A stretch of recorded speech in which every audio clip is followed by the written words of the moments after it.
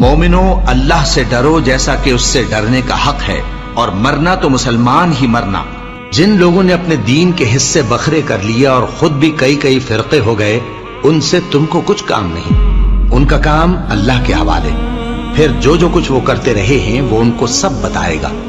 مومنو اسی اللہ کی طرف رجوع کیے رہو اور اس سے ڈرتے رہو، اور نماز قائم کرتے رہو، اور مشرکوں میں نہ ہونا، اور نہ ان لوگوں میں ہونا جنہوں نے اپنے دین کو ٹکڑے ٹکڑے کر دیا اور خود بھی فرقے ہو گئے۔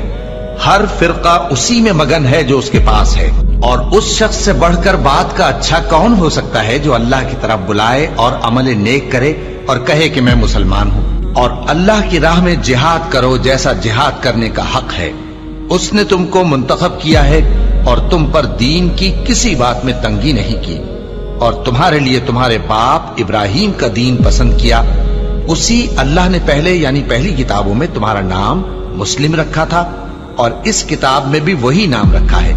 تو جہاد کرو تاکہ پیغمبر تمہارے بارے میں گواہ ہوں اور تم لوگوں کے مقابلے میں گواہ رہو۔